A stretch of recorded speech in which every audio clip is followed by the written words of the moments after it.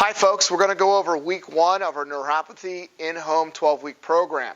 For the first week we're going to do is we're going to go through and demonstrate these exercises. Logan's going to show you the workouts, and then we're going to have you do this at home. If you need to at any time, feel free to back up the video, watch it again, and if you have any other questions, please feel free to reach out to myself or any of my staff so we can go through and answer it. Make sure that you're doing this correctly.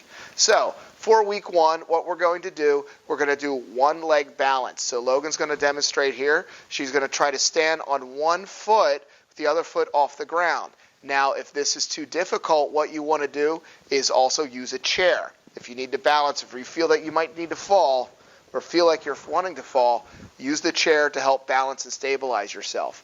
As you're doing this, a couple things to remember is try to stay loose, don't hold your breath, and also make sure that you're doing this for a certain amount of time.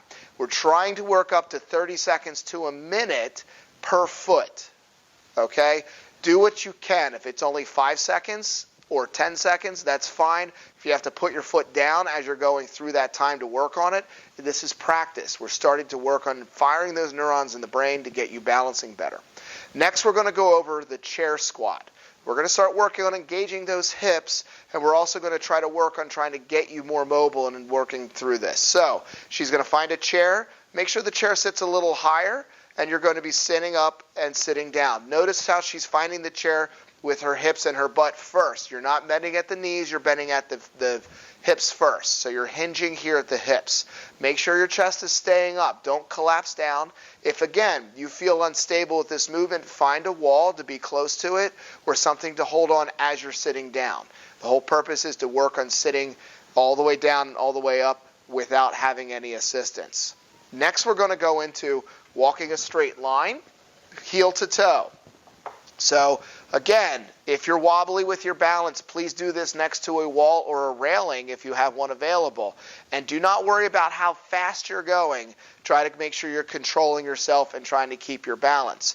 You're going to be doing 10 paces in each direction going forward. And then you're going to be doing backwards heel to toe. So we're going to reverse this motion. Again, this is not a race. Try to do it under control. None of this stuff should be too difficult or should be taxing you as we're doing this. If you're getting fatigued and tired, please take a rest.